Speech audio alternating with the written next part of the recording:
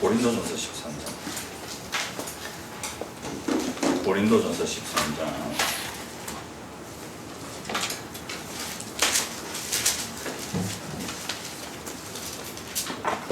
고전 13장 1절에서 13절까지.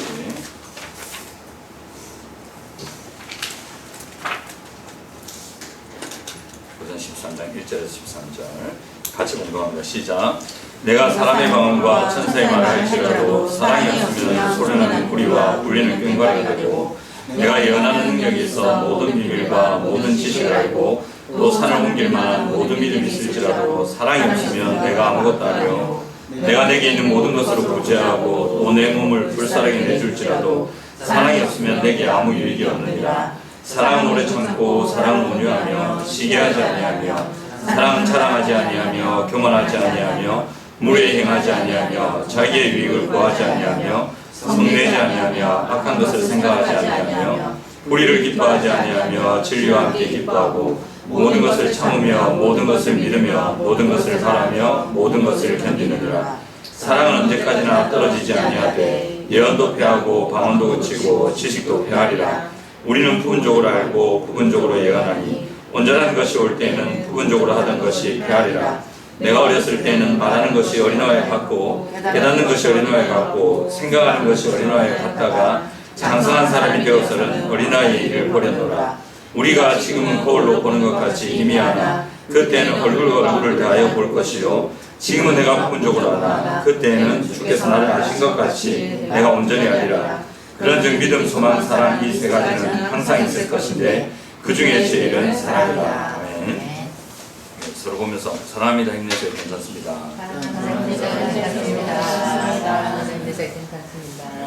앞으로 우리 성도님들이 영혼들을 섬겨하실 건데 이제 영혼들을 섬겨하실 때 이게 참 하루아침에 확 변하면 좋은데 되게 안 되네요. 진짜 안 바뀝니다. 이제 리더로서 섬겨보시면 이제 아실 겁니다. 정말 이제 앞으로 우리가 개척 설립 감사 예배를 하고 또 우리가 전도할 대상을 작정을 하고 또 여러분들께서 그분들을 섬겨가실 때에 참 쉽지 않겠구나라는 걸 많이 느끼실 겁니다. 그러니까 밑 빠진 독에 물 붓는 것처럼 참 그 영혼의 변화가 쉽지 않습니다. 한 사람의 습관이 바뀌고 생각이 바뀌는데 어떤 걸 반복해야 되거든요. 어떤 한 가지를 반복하는데 우리가 지금 고린도전 13장 지금 몇 주째 계속 읽잖아요. 10번 읽었습니까? 10번 안 읽었죠? 아직 10번 안 읽었어요. 10주가 안 됐단 말이에요.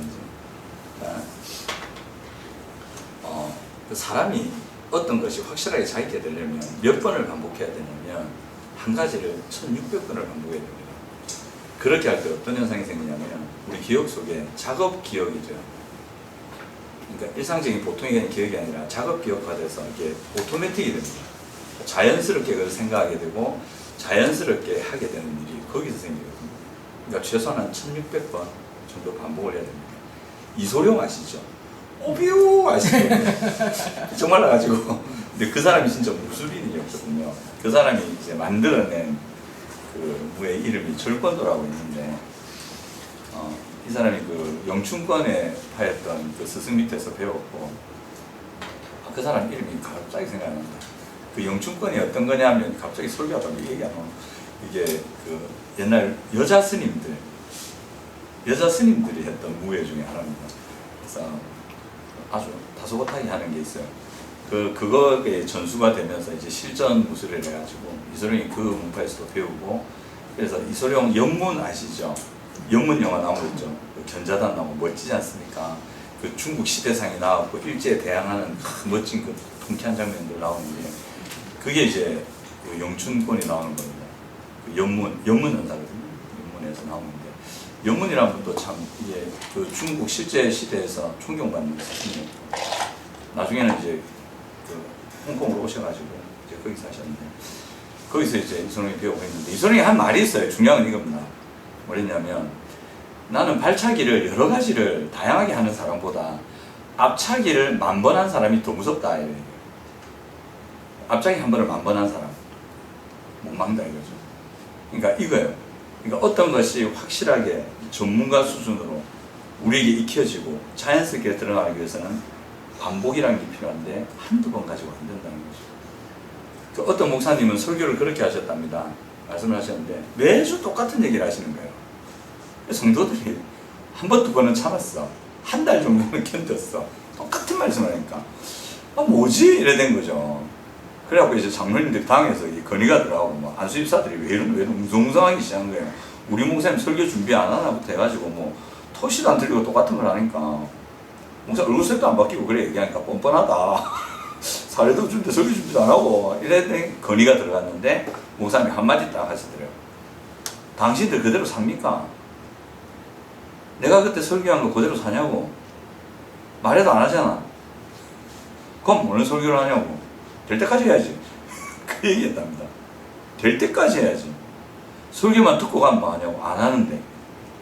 아무 소용없는 거 아니에요, 그러면. 그래서 나 의도적으로 일한다. 이 설교 한 편에 나오는 그 적용 한 가지. 될 때까지는 할 거라. 이거 아무 말 못 하더래요.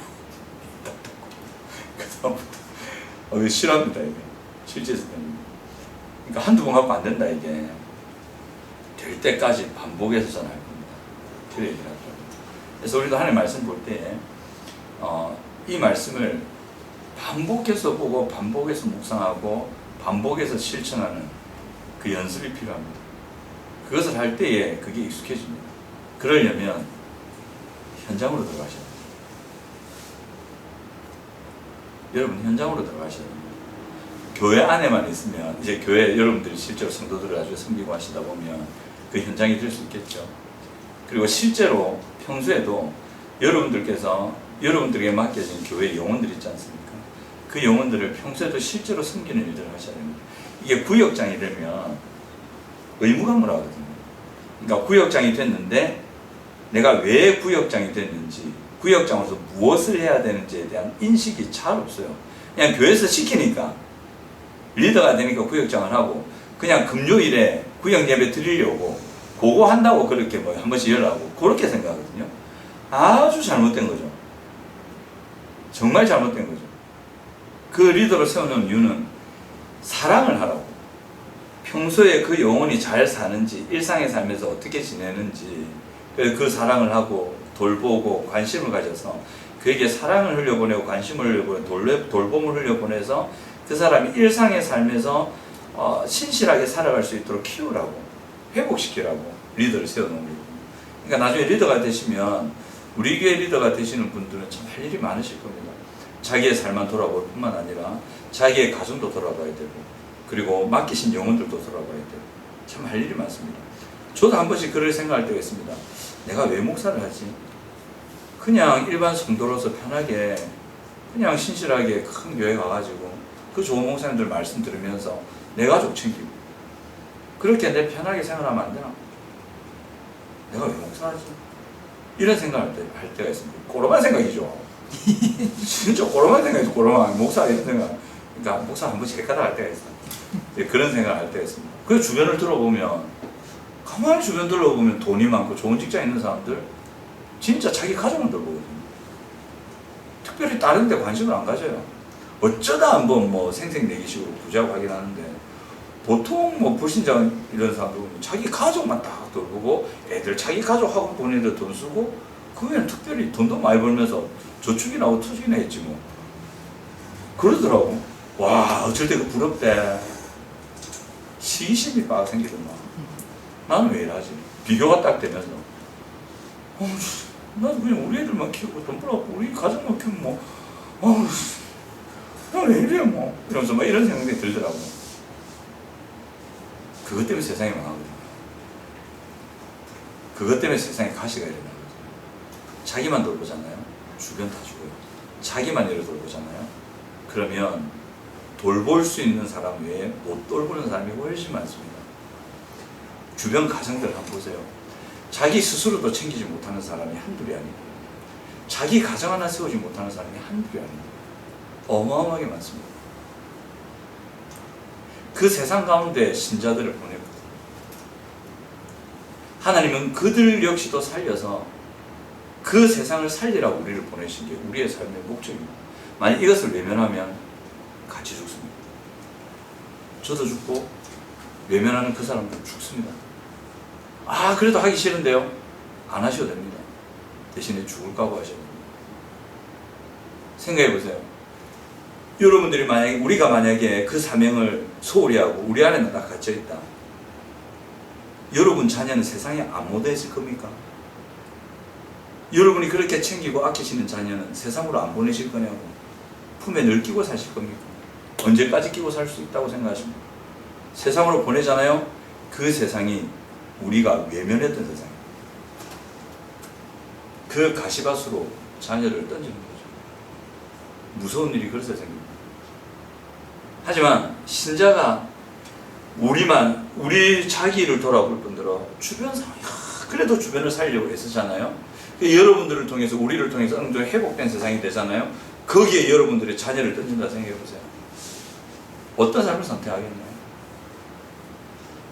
하나님은 그것까지 다 보신단 말이에요. 그래서 우리가 우리 자신, 또 우리의 가정 돌볼 뿐만 아니라 우리 주변에까지 손을 뻗어야 되는 이유가 이겁니다. 살아야 됩니다. 우리도 살아야 되고 그들도 살려야 우리가 사는 거거든요. 인간 사회가 그래 되어 있습니다. 자기만 살 거라고 박음친다, 자기도 죽습니다. 그게 인간이 사는 세상입니다. 하나님은 온 세상에 관심이 있습니다. 이 세상이 모두 잘 살길 바라십니다. 그래서 이런 말이 있잖아요. 지금 아프리카에 기아가 일어나서 많이 굶어 죽지 않습니까? 물이 없어서 말라 죽고. 근데 진짜 통계를 내보면 이 세상의 음식들을 모아보면 온 세상 사람들이 먹고 남는데요. 모자라지 않는데요. 근데 이게 편중돼 있대요. 한 군데로 몰려 있어갖고 음식 쓰레기가 나오고 엄청난 양이 그게 나온대요. 그래서 그쪽이 굶는데요. 이게 자본주의의 폐하 아닙니까? 부자들이 착취하는 거거든요. 다 쓸어가잖아. 그래서 어떤 일이 생깁니까? 그렇게 낙후한 지역에서 전염병이 생기죠. 그게 어디로 옵니까? 온 세상으로 퍼지죠. 그 전쟁의 여파가 여기까지 옵니다. 그러니까 우리는 우리 걸 챙겨서 우리가 잘 사는 것 같은데 결국은 서로 영향을 미치게 되죠. 그래서 우리가 살리고 우리가 세우고 우리가 일으키기 위해서는 우리 자신뿐만 아니라 세상까지도 여러분 나가셔야 됩니다. 근데 우리는 나이지리아, 방글라데시, 아프리카 못 갑니다. 그죠? 우리가 아프리카 비행기값만 돌고 못 갑니다. 그렇게까지는 못 합니다. 우리의 주변부터 하는 거죠. 이게 나비 효과라는 거거든요. 그 나비 효과라는 이론이 있지 않습니까? 저 남극 그쪽에서 나비가 팔랑 이러면 이 바람이 쑥 커서 태풍이 될 수도 있다. 실제로 파도가 그렇거든요. 파도에 물개를 탕 치잖아요. 그럼 이게 쫙 뻗쳐가거든요. 이게 나중에 큰 파도를 이루거든요. 그러니까 우리가 할 수 있는 건 그거예요. 우리는 그걸 하면 됩니다. 우리의 가정, 우리 자신, 또 우리의 주변, 우리가 교회 섬기는 그거 하면 됩니다. 뭐 거창하게 나라를 위해서 뭘 하겠다? 저 별로 할 생각 없어요. 그 문제도 안 오고 그거. 그죠? 가까이 우리에게 맡겨주십니다. 그래서 옛날에 이런 말이 있습니다. 부자들, 만석군들한테 그런 말이 있습니다. 반경 심리 안에 굶어 죽는 사람이 없도록 해라. 그게 부자들이 맡은 임무다. 우리 조선시대에 그런 말이 있었어요. 반경 심리면 어느 정도지 아십니까? 1, 2가 4kg거든요. 1, 2가 4kg 맞을 겁니다. 심리가 4kg인가? 심리가 4kg죠. 반경 4kg 안 해요. 반경 4kg면 4kg면 어딥니까? 여기서부터 함께하는 교회까지가 한 1km 되나? 그 함께하는 교회에서 나와가지고 따르르르 와가지고 편의점 하나 나오지 않습니까? 거기까지가 800m거든요. 800, 적어도 그 정도 되겠네요. 그러니까 그 반경 원으로 쫙 짜가지고 그 안에 굶어 죽는 사람이 없도록 해라. 우리 교회 3개일 수도 있습니다. 야, 그것만 감당해도 그치? 반경 4km 하니까 별로 안 되고 그치? 근데 이 4km 안에 분명히 그런 사람이 있을 거라고. 우리 찾아내야 됩니다. 꼭 여기 4km 아니라도 저쪽도 괜찮고 그런 분들을 찾아내서 우리가 섬겼으면 참 좋겠습니다. 그래서 그게 이제 사랑의 실천을 통해서 이게 가능한 거예요. 이 사랑이라는 게 진짜 세상을 살립니다. 여러분들이 살고 자녀들을 살릴 수 있는 그 세상을 해줄 수 있는 게 이 사랑이라는 거예요. 그래서 오늘 본문은 좀 볼 텐데 시기함에 대해서 얘기하는데 여기 옛날 성경에는 투기하는 자가 되지 않는다 이렇게. 그래서 이게 시기심과 질투심, 투기가 질투거든요. 근데 시기하고 질투는 조금이 다릅니다. 근데 성경은 시기라고 표현하고 있어요. 근데 실제로 원어를 보면 이게 어떤 것에 대한 강한 열정을 말하는데, 그러니까 그것을 너무 열정적으로 추구하다 보니까 그게 안 되면 이런 거 있잖아요. 아이, 짜증나네. 왜 저건 되는데 나는 안 되지? 아니, 왜 저 사람은 되는데 나는 안 될까? 이런 것들. 그래서 이겁니다. 다른 사람이 잘 되고 높아지는 것 때문에 질투하는 것. 이게 투기고, 시기는 뭐냐면 이런 겁니다. 시기심은 자신보다 다른 사람의 상황이나 소유물을 보면서 느끼는 부정적인 감정입니다. 열등감, 비교의식, 불안정한 자아에서 오는 것일 수 있습니다. 이게 질투하고 조금 혼동될 수 있는데, 질투는 어떤 거냐면 특정 대상에 대한 소유욕과 관련이 있어요. 그러니까 그 대상, 사람이든 물건이든 그걸 자기 소유하고 싶은데 그러지 못하는 때 생기는 부정적인 감정. 근데 시기는 어떤 특정한 대상이 아니라 타인의, 다른 사람들의 일반적인 상황에 대해서 부러워하게 되는 거예요. 그리고 일종의 박탈감. 아, 저 사람인데 나는 왜 없지? 나는 왜 이런 부모 밑에 태어나가지고 난 그걸 누리지 못하지? 뭐 이런 것들 있지 않습니까? 그런 걸 말합니다.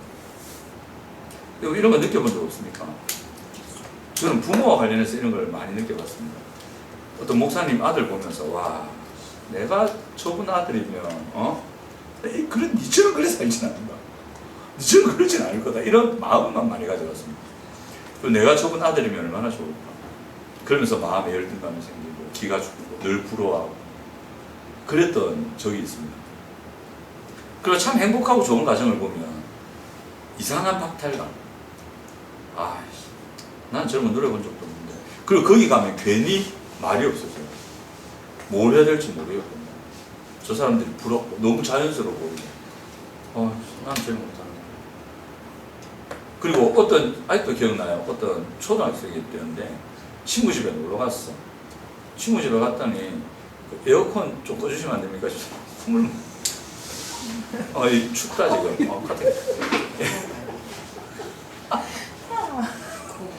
우리는 약자 편입니다. 에어컨을 끄시면 되는데. 끄시면 됩니다. 예. 땀 흘리고 말지.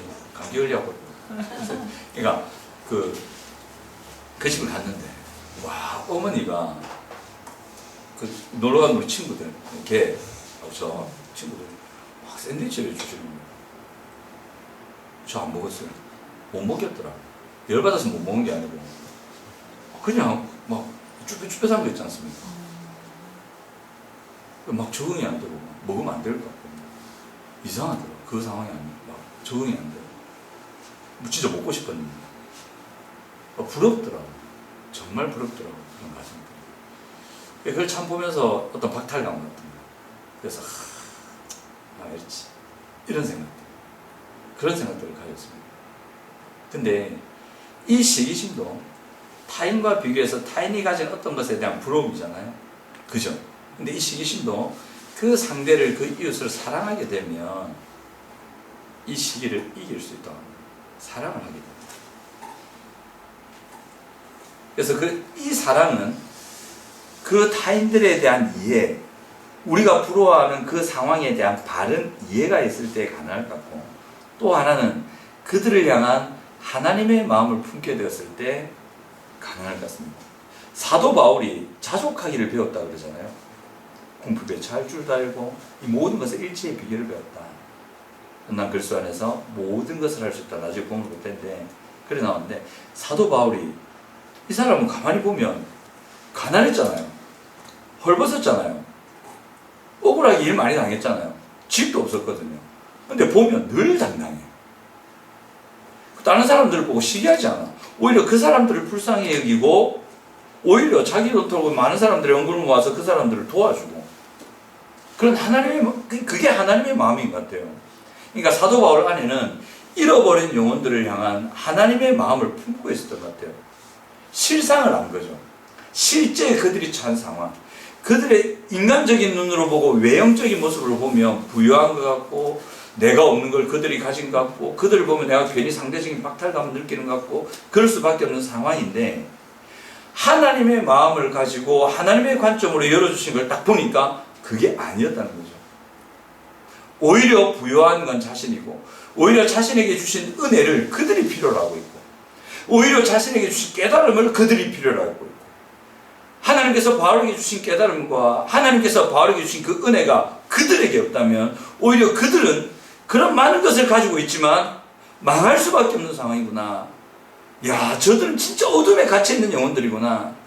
저들은 3, 4대를 저주를 이어갈 수밖에 없는 영혼들이구나. 이것을 딱 알게 되니까 오히려 그들이 가진 것 하나도 안 부럽고, 그들이 뭘 가졌건 그것이 그 영혼들을 구원할 수 있는 게 아니라는 걸 알았고, 오히려 자기 주신 은혜, 자기 주신 말씀, 자기 주신 깨달음이 오히려 그들을 살릴 수 있는 자원이 된다는 걸 알아서 내가 부여한 자구나.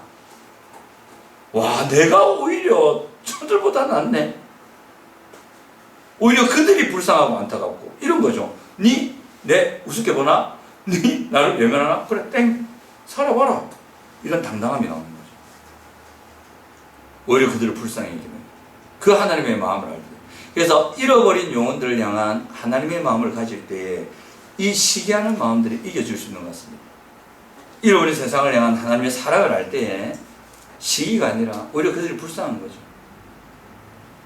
저는 제 마음에 이런 상대적 박탈감을 일으키는 부자를 아직까지 만나본 적이 없습니다. 오히려 그들을 볼 때마다 부자 되기가 겁이 납니다. 그래서 야, 부자가 아닌 건가? 부자 되기 겁이 아니까 겁이 나요. 저에게 상대적인 박탈감을 일으킬 정도의 어떤 부자들 하나도 없었습니다. 정말입니다.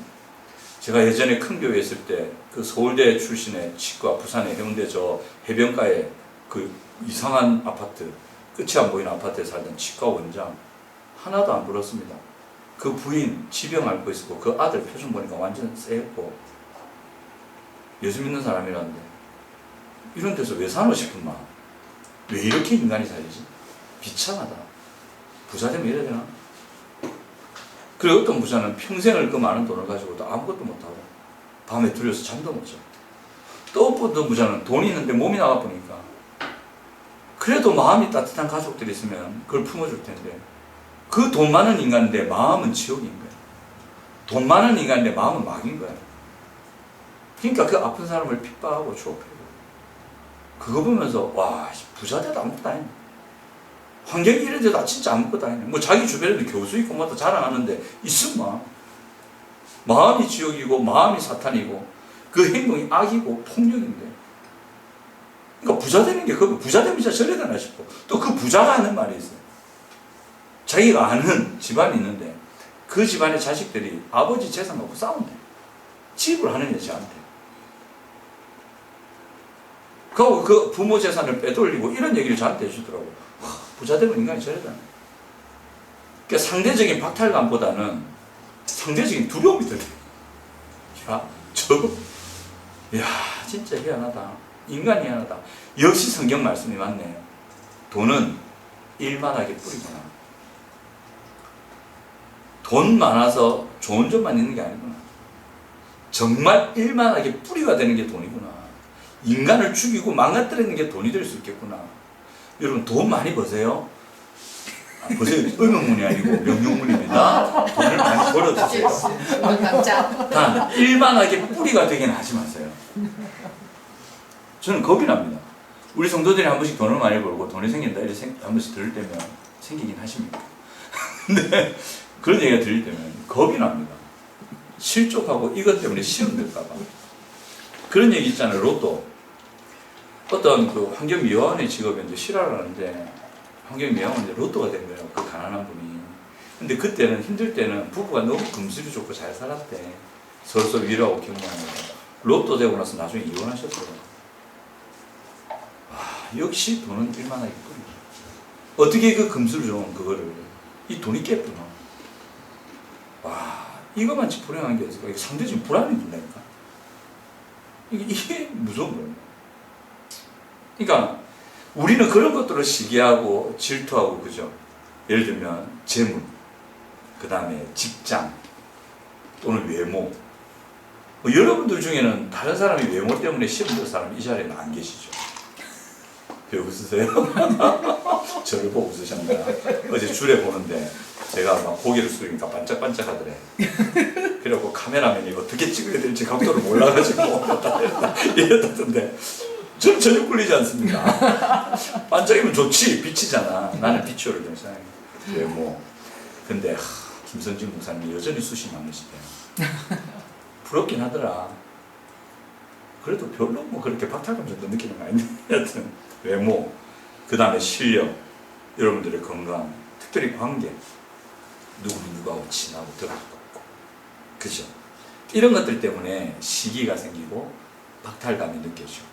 나도 저 사람보다 친하고 싶은데 나는 안 되는 거다. 나도 저만큼 있고 싶은데 나는 없네. 이런 것 때문에 시기와 질투가 생기잖아요. 자, 이런 게 생기는 원인을 이렇게 말합니다. 자기 인식, 잘못된 자기 인식 때문이다. 그리고 그 사람과 일어나는 비교의식 때문에 그렇다. 그리고 관계에 대한 잘못된 인식 때문에, 그리고 경쟁의식 때문에 그렇다 얘기합니다. 자기인식에 대해서 먼저 한번 살펴보면 우리 안에 만들어진 일반적인 자기인식이 어떠냐면요, 자신은 열등한 존재라고 합니다. 여러분들 중에 스스로를 열등한 존재라고 인식하지 않는 분 계십니까? 나는 완벽한 존재다, 나는 하나도 열등하지 않다라고 생각하는 분 계십니까? 안 계시죠? 이게 참 희한해요. 모든 사람이 열등의식이 있어요. 정말이에요. 이 나라 대통령부터 해가지고 처음 그냥 일반 시민까지 한 명도 빠짐없이 열등의식이 있어요. 안 이상합니까? 없는 사람이 없습니다. 자뻑인 사람이 있잖아요. 그 자뻑이 강할수록 열등의식이 강하다는 걸 반론하는 거거든요. 없는 사람이 없어요. 연예인들 있잖아요. 연예인들이 막 하잖아요. 인기가 막 오르잖아요. 근데 나중에 인기가 식어지지 않습니까? 두려워하잖아요. 열등 비교의식이거든요.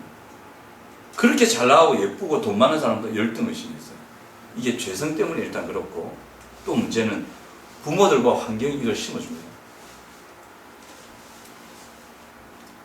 이 열등의식과 이 열등 비교하는 데서 오는 또 이 열등의식 때문에 사람들은 시기하고 질투하고 잡힙니다.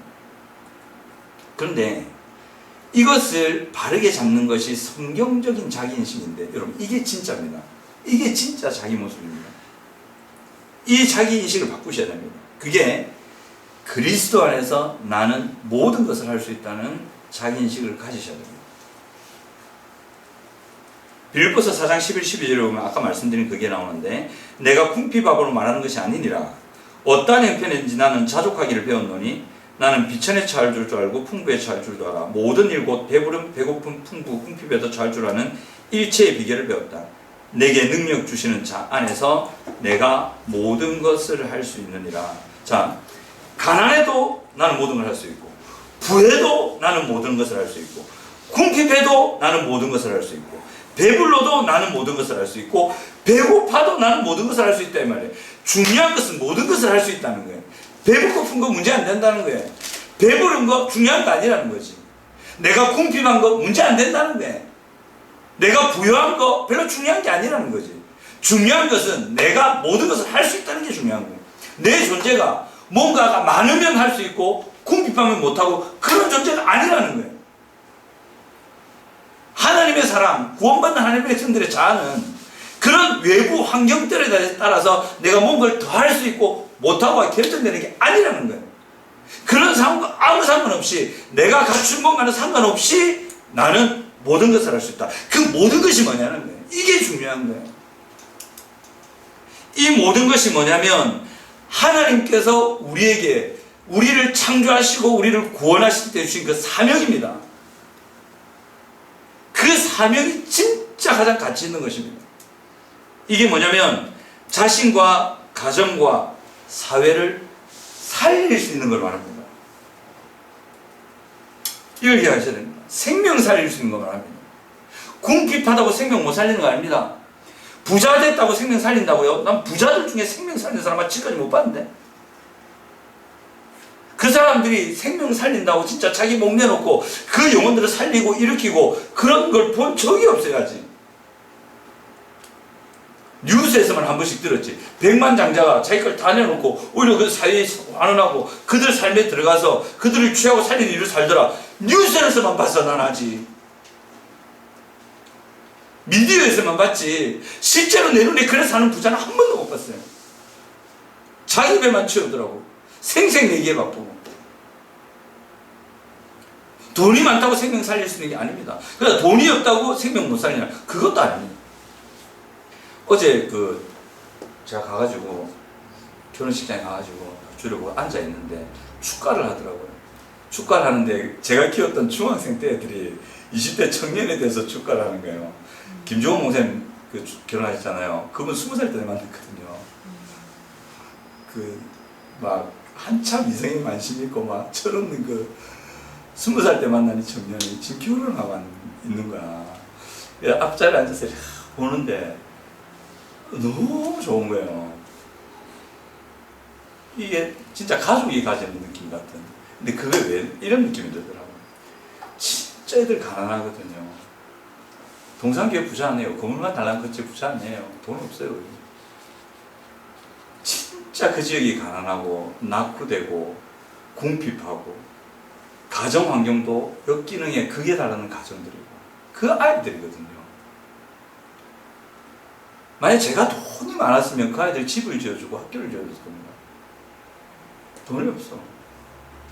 근데 그 아이들이 그 자리에 서서 축가를 하고 있고 그 중에 한 명이 결혼을 하고 있더라고요. 없어요. 뭔가 그들을 위해 일할 만한 좋은 환경들이 없어요. 그런데 살리고. 도대체 뭘 갖고 살렸을까? 여건, 재물 없어요. 근데 생명을 살려서 그 살아난 생명들이 거기 있는 거예요. 너무 좋은 거예요, 마음이. 이거구나. 이게 진짜 중요한 거구나. 거기에 서 있는 아이들 하나같이 보통 사람들이 봤을 때는 저건 인간 안 된다. 저런 환경에서 어찌 이걸 극복해내노. 쟤들 미래가 걱정된다. 이런 얘기를 듣는 하나같이 그런 아이들이었어요. 근데 지금은 기대를 받는 청년들이 되어 있는 거예요. 이 생명 살리는 거 돈으로 안 됩니다. 그 사람의 실력 그걸로도 안 됩니다. 사람으로 됩니다. 이거를 할 수 있다는 거예요. 바로 이 생명 살리는 사역을 할 수 있다는 거예요. 여러분 자녀들, 여러분들이 돈 많이 벌어서 밀어주면 그 자녀들 잘 될까요? 조심하십시오. 돈으로 밀어주는 자녀치고 잘 되는 인간 없습니다. 나중에 여러분들 돈 뺏어갑니다. 효도하는 인간 없습니다. 여러분이 돈을 많이 모아서 재산을 축적해서 자녀 밀어주면 자녀가 잘 될까요? 아닙니다. 세상에서 떵떵거릴 수 있겠지만 그의 삶이 진짜 그리스도를 닮아갈까요? 진짜 그 마음의 죄성이 눌려지고 새로워지고 하나님의 삶이 될까요? 아닙니다. 그걸로 안 됩니다. 하나님의 은혜로 가능합니다. 그래서 이거를 여러분들이 할 수 있단 말이에요. 이것은 우리가 가진 어떤 여건, 궁핍방, 부양 아무 상관이 없어요. 궁핍해도 할 수 있고 부여해도 할 수 있는 거예요.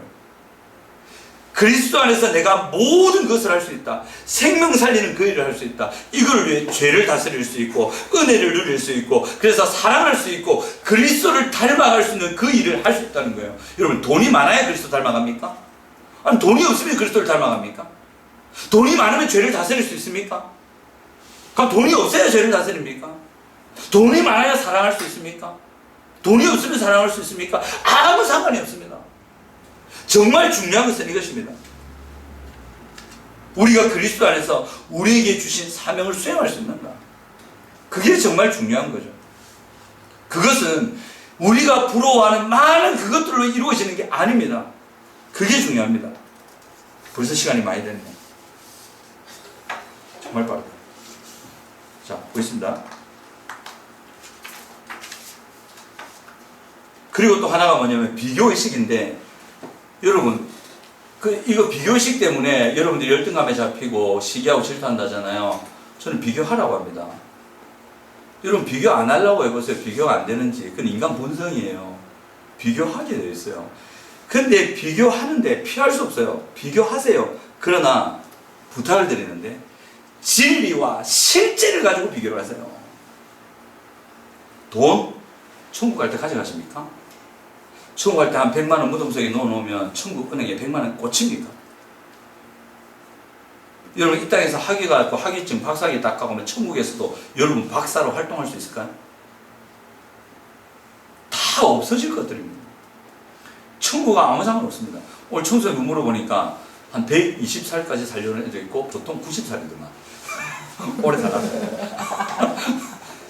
여러분 몇 살까지 살고 싶으십니까? 90 정도. 80 왜요? 요즘 80이면 뭐 80 아니에요. 아 빨리 말하다. 90. 여러분 천국에서 사실 거거든요. 네. 천국에서는 영원히 삽니다. 거기에서의 삶의 질이 저는 이제 얘기할 수 있습니다. 오늘날의 지금의 삶이 결정합니다. 천국에서 어째 사실 겁니까? 천국에서 거짓을 하지 않습니까? 근데 부끄러운 구원이 있대. 근데 구원가인데 왜 부끄러울까? 나는 아직도 이게 이해가 안 되는데, 근데 있다고 하니까 구원 받긴 받는데 부끄럽대. 이건 뭐지 싶어요 지금. 제 머리로서는, 제 이거로서는 도저히 아이를 못 따라가겠는데 부끄러운 게 있대. 여러분 천국에 가서 부끄러우시랍니다. 근데 거기서 영광스러운 구원이냐 부끄러운 구원이냐 결정되는 게 이 땅에서의 삶입니다. 이 땅 끽 살아봐야 120년입니다. 이 땅에서 어떻게 사실 겁니까? 남들이 가진 거에 그거나 부러워하고 따라가고 그들이 갖춘 거나 채굴을 쓰려고 살아가실 겁니까? 아니면 하나님 말씀하십니다. 이 땅의 삶의 모습이 나중에 천국의 질을 결정한다. 그럼 이 땅에서 어떻게 살까요? 이게 진실이고 이게 진짜거든요. 이게 실제란 말이에요. 이번 주에 우리 우리 묵상할 때 빌립보서 2장에 스무나 교회 얘기 나오지 않습니까? 한 그러시죠. 너희가 환난과 그 궁핍함 속에 있다. 궁핍하다 말을 쓰거든요. 당시에 황제 우상숭배 시절에 황제 우상숭배 안 한다. 사회적으로 격리됐습니다. 경제활동을 못하는 겁니다. 굶어 죽어야 돼요. 그래서 산에 가서 풀뿌리 깨먹고 신자들이 믿음을 지킨다고 그렇게 했습니다. 그래서 환난과 궁핍을 당했다 됐습니다. 그 믿음 지킨다고, 그 신실한 삶 지킨다고, 그 황제 우상 앞에 절 안 한다고, 그 이유 하나로 경제적으로 고립이 되어버렸습니다. 궁핍을 당할 수밖에 없죠. 그죠? 그런데 하나님 딱 얘기하세요. 실상은 이랬다 얘기하십니다. 여러분 허상에 속지 마시기 바랍니다. 실상을 보십시오. 하나님이 말씀하시는 실상이 진짜고 하나님이 가짜다면 가짜입니다. 로마서 1장에 보면 그 마음이 허망한 것이 되었다 이런 말을 하시거든요. 그 말이 하나님 보실 때 무가치한 거다 이래 얘기해요. 그러니까 하나님이 보실 때도 무가치한 삶이 있어요. 하나님 보실 때 아무 가치가 없는 삶이 있어요. 그게 천국 앞에 갔을 때의 부끄러운 구원으로 아마 이어질 겁니다. 근데 모르겠습니다. 그게 부끄러운 구원으로 이어질지 아니면 구원받지 못한 것으로 판정이 될지. 그건 저도 모르겠습니다. 여러분이 구원받은 것을 뭐로 증명하셔야 되냐면 첫 번째, 여러분들의 확실한 믿음입니다. 자기 안에 구원받은 확신이 있는가? 확신의 감격 말고요. 그 감동, 감정이 아닙니다. 이거는 말 그대로 믿어지는 겁니다. 그거 하나로 확정하시고 또 하나가 뭐냐면 여러분들이 삶으로 증명하셔야 됩니다. 자, 구원받으면 실제로 영혼이 변화되는 역사가 있지 않습니까? 영혼이 변화되면 존재가 바뀌는 거거든요. 이걸 잘못 알고 계신 분들이 너무 많아요. 의인을 그냥 머릿속에만 담아두는 거예요. 저희가 의인이다 가슴 피고 다녀요. 아니고 예수 그리스도의 의를 덧입었죠. 근데 그게 존재적인 실제 변화를 가져왔다는 걸 아셔야 돼요. 그게 거듭남입니다. 그러면 존재적으로 바뀌어 있어요. 새가 됐단 말이에요. 물고기가 새가 됐단 말이에요. 그죠? 그럼 새가 물에 들어가면 불편합니까? 안 불편합니까? 불편하죠. 이제는 불편하단 말이에요. 그래서 진짜 구원받은 사람은 세상을 떠나게 돼 있어요. 허상에서 떠나게 돼 있어요. 왜냐면 그게 안 맞거든. 그게 자기한테 안 맞단 말이에요. 제가 혓바닥에 감각이 지금 약간 사라진 상태인데 이게 돌아올 겁니다. 돌아오기를 바랍니다. 어제 결혼식 뷔페를 갔는데 와, 고기를 먹는데 고무패를 씹는 느낌이더라고요. 맛이 안 나요. 뷔페 가면 저 그거 많이 먹거든요. 회도 먹고 막 많이 먹는데 맛이 안 나요. 딱 먹기 싫대. 근데 뭐가 맛이 나냐면 뷔페 가서 과일을 그렇게 많이 먹어본 건 어제 처음이에요. 과일 맛은 나네. 돌다 과일 파서 먹고 돌다 과일 파서 먹고 마지막에 또 돌다 과일 파서 먹고 특히 그 뷔페는 과일이 몇 개 없더라. 포도 뭐 이런 거밖에 없더라. 이래 바뀐다니까. 구원받는 사람은 세상에 대한 입맛이 달라집니다. 세상 사람들이 그렇게 추구하는 돈, 세상 사람들이 그렇게 추구하는 명예, 세상 사람들이 그렇게 추구하는 실력, 세상 사람들이 그렇게 추구하는 자기 아니 이런 거에 대한 맛이 없어져요. 그리고 또 다른 것에 맛이 생기기 시작합니다. 그것이 말씀과 하나님께 대한 그 맛이 생기기 시작해요. 달라지는 거예요. 그러니까 제가 고기를 안 먹더라고요. 뷔페 갔다 오면 늘 속이 불편했거든요. 속이 부패가 일어나가지고. 고기가 부패해가지고 늘 몸이 불편했다고. 근데 어제는 갔다 왔는데 몸이 너무 편한 거예요. 이러고 과일만 먹었으니까 고기 씹다가 막 억지로 삼키고. 이게 달라지는 거예요. 여러분들이 구원받은 증거를 여러분들의 삶의 선택으로 증거하십시오. 구원받은 사람은 세상 것이 불편합니다. 물론 그 정도에는 차이가 있을 수도 있습니다. 시기의 차이도 있을 수 있고 정도의 차이도 있을 수 있습니다. 어떤 사람은 확 바뀌는 사람이 있고 어떤 사람은 갈등할 수도 있고 어떤 사람은 차차 바뀌어갈 수도 있고 하지만 바뀝니다. 분명히 느낌이 다른 겁니다. 여러분들이 구원받으셨으면 그것으로 나타내십시오. 비교하십시오. 비교하실 때 실제를 두고 비교하십시오. 하나님께서 보실 때 가치 있는 것, 하나님께서 보실 때 가치 없는 것, 그 기준으로 비교 마음껏 하세요. 그 기준을 가지고 여러분 이번 주에 오늘 요 정도 방송을 마칠게요. 뒤에 많은데 이번 주에 정말 중요한 거거든요. 세상에 한번 가보세요. 세상에 가셔서 그 기준으로 세상을 한번 딱 보세요. 그 기준으로 가치 있는 사람을 찾아보세요. 그 기준으로 봤을 때 가치 없는 사람을 한번 보세요. 가셔가지고 그래서 가치 있는 사람에게 그대로는 가치롭습니다. 가치 없는 사람에게 니처럼 살면 안 돼. 이렇게 절대 말씀하시면 안 되고 속으로만 딱 보세요. 그 기준이 미가서입니다. 미가서 한번 봅시다. 구약에 하나님 이거 하나 딱 주십니다.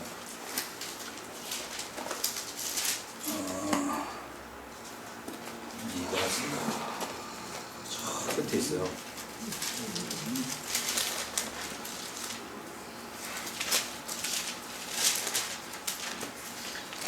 미가서 6장 6절에서 8절입니다. 하나님이 가치롭게 된 게 무엇인지 딱 보시고 이걸로 한번 비교해 보세요. 자, 6절부터 8절 읽습니다. 시작. 내가 무엇을 가지고 여호와 앞에 나아가며 높으신 하나님께 경배할까? 내가 번제물과 1년 된 송아지를 가지고 그 앞에 나아갈까? 여호와께서 천천의 수양이나 만만의 강물 같은 기름을 기뻐하실까? 내 허물을 위하여 내 맏아들을 내 영혼의 죄로 말미암아 내 몸의 열매를 드릴까?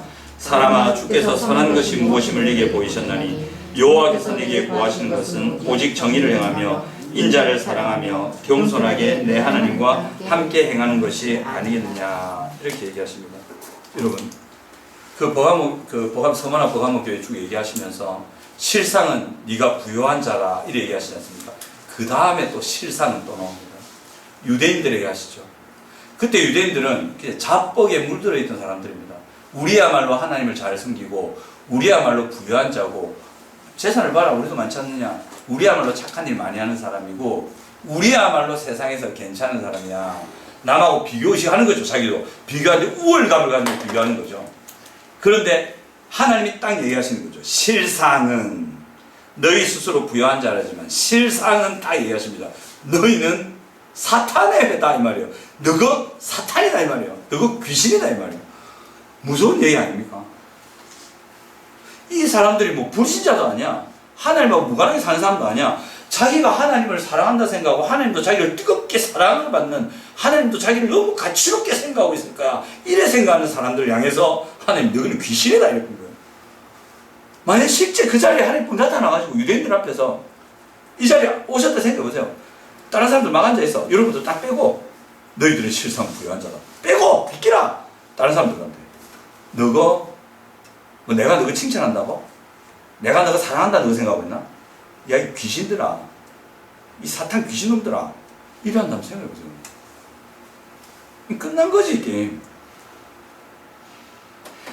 하나님이 사탄이란 그물이 있지 않습니까? 그물이는 세상에서 사탄 짓 합니다. 하나님이 무가치하다고 한 그 인간들은 세상에서 무가치한 짓을 합니다. 하나님이 마귀라고 하는 인간들은 세상에서 마귀 짓 합니다. 확실합니다. 저것들이 아니라고 착각하고 있는 겁니다. 그들이 한 짓을 보십시오. 예수님을 십자가에 못 박아버렸어요. 죽여버렸습니다. 시기심 때문에 그랬습니다. 나중에는 어리석은 군중들이야 그 사람들이 말하는 대로 진짜 메시아 아닌가 봐 이랬는데, 대제사장들 있을 수 없는 일이었는데 그들은 시기심 때문에 죽여버렸습니다. 무서웠어요. 하나님께서 그렇게 얘기하시는 인간들은 세상에서 생명을 살리는 것이 아니라 실제로 생명을 죽이며 살아가고 있습니다. 이게 실상입니다, 여러분. 이걸 보셔야 됩니다. 이 미가서가 말하는 사람아 주께서 선한 것이 무엇인지, 선한 것, 정말 생명을 살리는 것, 여러분들이 그렇게 바라는 행복, 여러분들이 그렇게 살리는 것, 이게 선한 것인데 무엇임을 이게 보이셨나니 구하는 게 뭐냐면 정의를 행해라. 공의롭게 해라. 비리 저지르지 마라. 정의를 행하고 인자를 사랑해라. 인자가 뭐냐면 은혜입니다. 자비입니다. 자비와 사랑을 베푸는 거죠. 그리고 겸손하게 하나님의 말씀을 늘 물으며 하나님 곁에 거하는 것, 하나님 뜻에 순종하며 하나님과 동행하는 것, 이거 하나님 바라신대요. 이 삶을 사는 사람들이 진짜 가치로운 사람들이에요. 가난한 사람들 중에 이 삶을 사는 사람들이 있습니다. 부자 중에도 이 삶을 사는 사람들이 있습니다. 그러면 그 사람은 가치로운 존재입니다. 정말 우리가 부러워할 대상입니다.